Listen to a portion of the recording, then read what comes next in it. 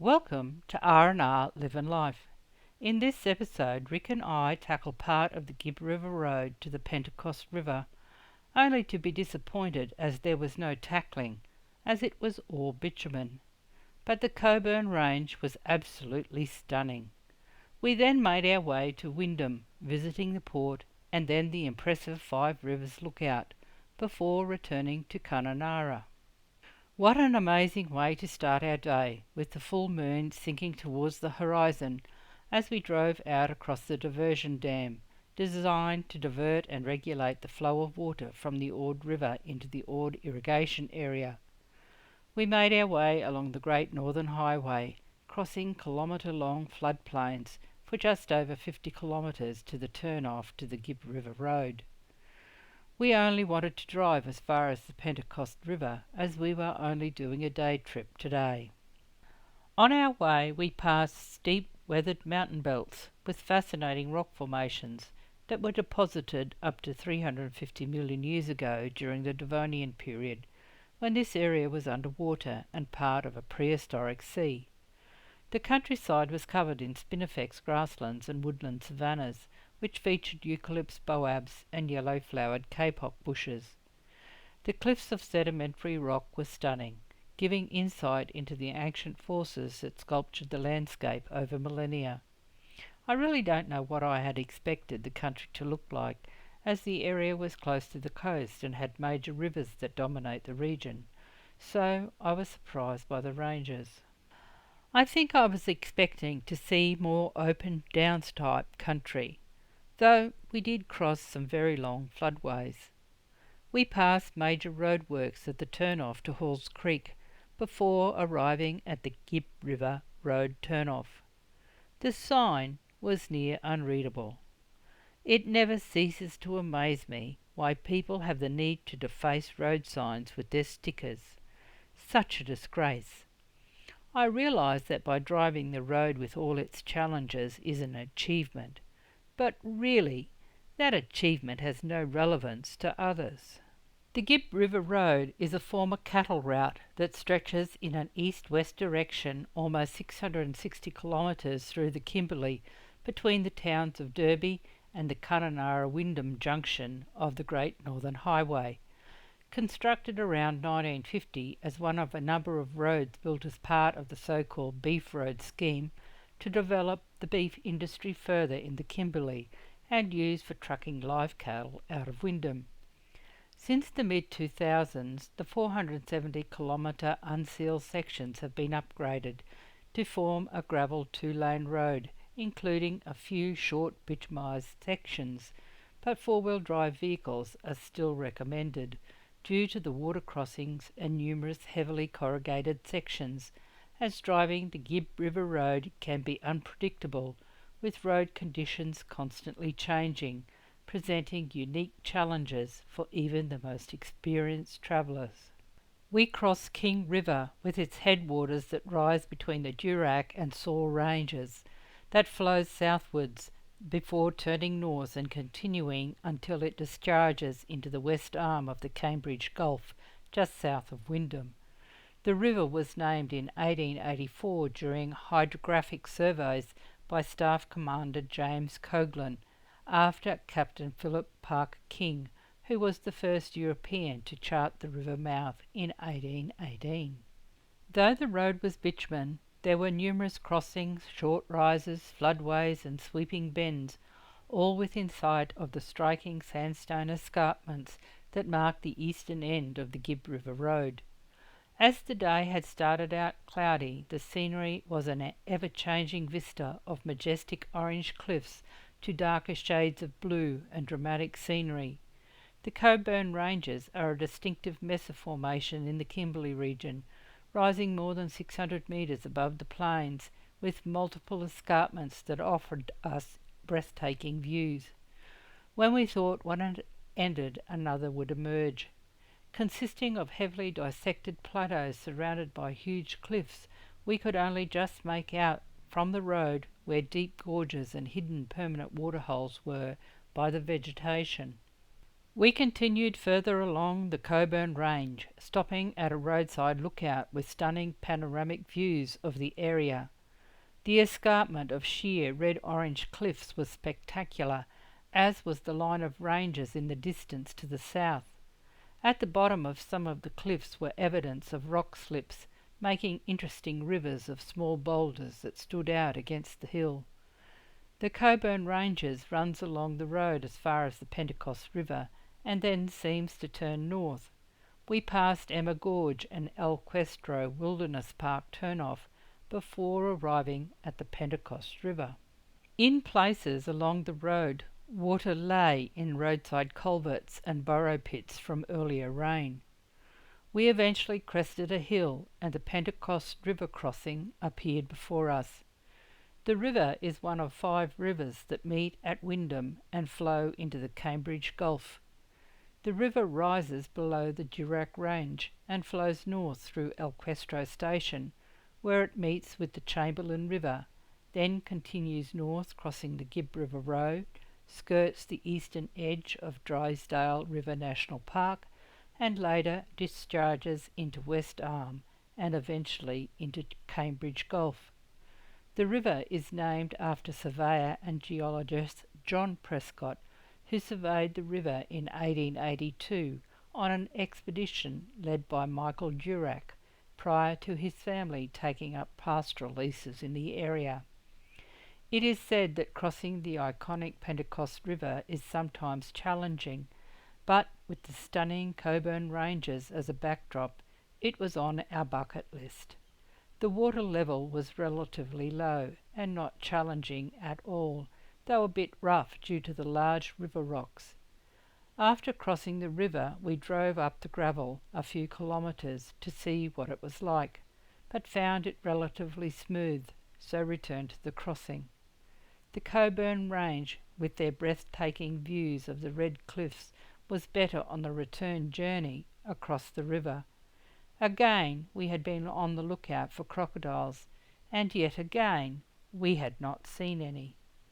I could see why so many people were camped along the banks, even though we are not fish people. It was a stunning place to camp. Another bucket list item ticked off, so made our way back along the Coburn Range, with colours vastly different from the drive out when clouds were impacting the colour, but the scenery was just as stunning as we returned to the Great Northern Highway that would take us to Wyndham. What could be better than boab trees interspersed with shrubs, bloodwoods and eucalypts, the yellow-flowered kapok tree, undulating hills backed by stunning ranges and plains covered in yellow-brown and shades of green grasses, and the vivid purple flowers of Cunningham's bush tomato. The Great Northern Highway links Wyndham to Perth over 3,200 kilometres south and is the longest highway in Australia.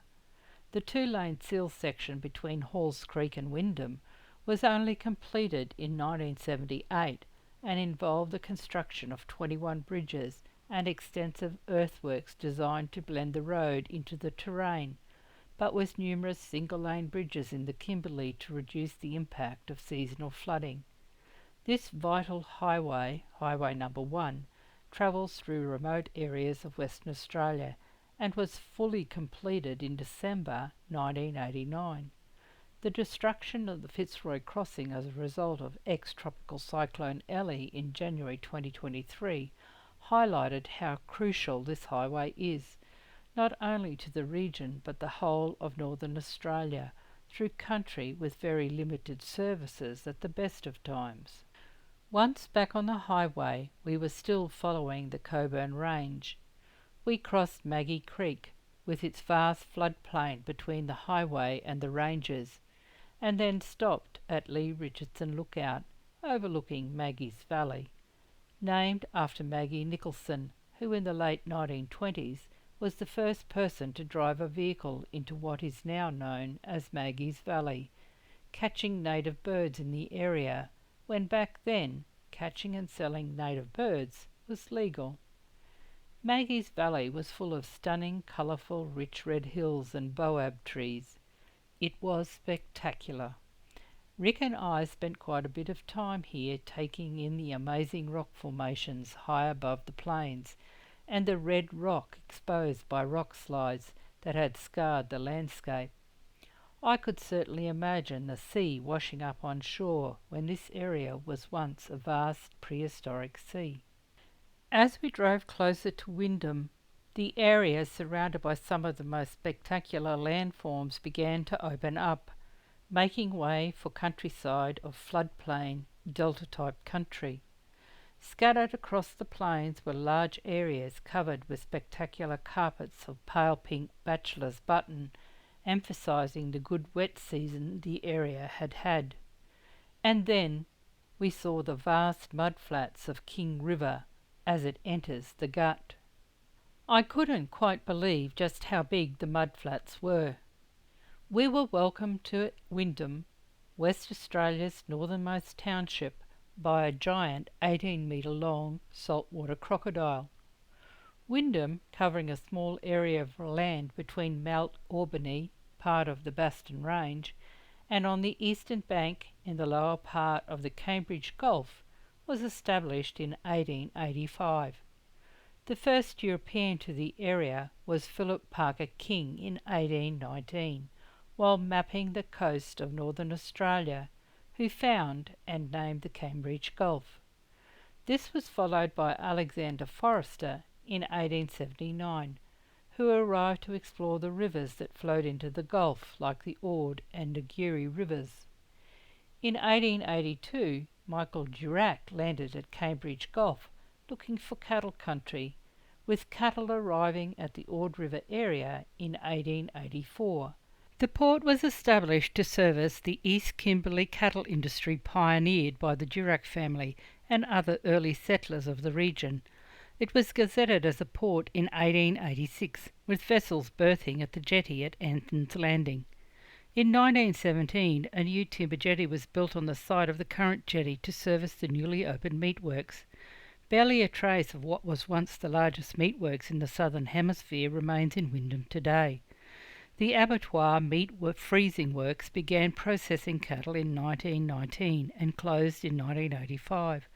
Rick and I wandered what was left of the meatworks, freezing works at the Wyndham port, where trains were used to transport the chilled meat, meat meal, hides and other byproducts from the meatworks to the jetty until 1979. General cargo was also carried from incoming vessels to the goods shed. Since the days of European settlement, Wyndham Port has played a major role in connecting the East Kimberley to the outside world. In the early years, when road transport was non-existent, the only way to get people or goods into the area was by ship, with a government-owned shipping line operating from Fremantle to Wyndham from 1908 to 1995, being replaced by a government-subsidised service which discontinued in late 2013. In 1968, the town was moved to Wyndham 3 Mile and the old town was renamed Wyndham Port, situated on Cambridge Gulf.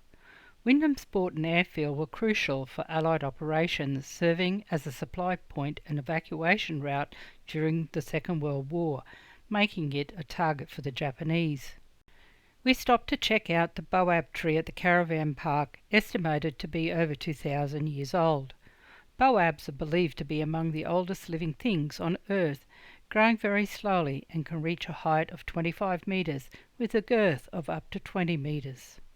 From the Five Rivers Lookout on the top of the Bastion Range, overlooking the port area, we could see where 5 mighty Kimberley rivers meet and flow into the ocean, making it an estuarine environment, with spectacular views of the Ord, Forest, King, Durack and Pentecost rivers, the surrounding mangrove swamps and mudflats as they combine and enter the Cambridge Gulf before entering the Timor Sea. At 330 metres above sea level, the Bastion Range provided us with spectacular views over Wyndham and stunning scenery over not only the rivers and surrounding mudflats, but the distant Coburn Ranges. The Cambridge Gulf is a gulf within a gulf, being at the southern extremity of the Joseph Bonaparte Gulf part of the Timor Sea where the Keep and Victoria rivers drain into the Gulf near the Northern Territory West Australian border, while the Ord, Pentecost, Durack, King and Forest rivers drain into the Cambridge Gulf within the southern part of the Joseph Bonaparte Gulf, hence the Gulf within a gulf. The Gulf experiences two tidal flows each day between 7 and 9 metres, ebbing and flowing across the shallow, muddy seafloor. The western shore of the Gulf is backed by high sandstone hills that are 30 to 250 metres in height, with fringing colonies of mangroves and mudflats when the tide is low. Dense mangrove stands fringe the marshy areas on the eastern shore of the Gulf, with Adolphus Island located at the southern end of the Gulf and splits the water into two channels, with the western channel safe for boats to pass through. Would we visit Wyndham again? Yes, we sure would, for such an out-of-the-way place, 100 kilometres off the main National Highway number 1. The town certainly had lots of interesting things to see and take in, as I have only added a very small part of what we saw and read in and around Wyndham, as there was so much more to this isolated town in northeast Western Australia. Sadly, the construction of the Ord River scheme has certainly led to the demise of this town, and yet another small town still hanging in there, and I began to wonder how long it can keep struggling to survive. We returned to Kununarra, enjoying the scenery from a different perspective, a different time of day, and the position of the sun changing the colours and often reflecting off the landscape, highlighting things we had not seen previously. As the region is renowned as a biodiversity hotspot for its bird life, native mammals and unique reptiles, I was somewhat disappointed by the lack of native animals to be seen. On our way back into Kununarra, we stopped at one of the most iconic landmarks in the area, the diversion dam, built to contain, divert and regulate the flow of water from the Ord River and Lake Argyll into the Ord irrigation area. The dam consists of 20 redial gates mounted within a concrete framework and spillway structure. An 8-metre tall, 20-tonne travelling gantry crane, the only one of its kind in Western Australia, sits atop the dam to allow bridge deck beams and redial gates stop logs to be lifted and lowered, allowing for critical maintenance. The diversion dam regulates the flow of the Ord River, providing 758 billion litres of water to around 21,000 hectares of prime agricultural land, which is used for horticulture, cropping, forestry, animal industries and grazing. I hope you have enjoyed this episode to the Pentecost River, Wyndham and the Ord River Diversion Dam. Give us a thumbs up if you have. Join us next episode as we spend some time in Kununarra before making our way further west to the Leicester Rest area on the Ord River. Embrace and enjoy life. Thanks for watching. Rick and Rosemary. R&R, Live and Life.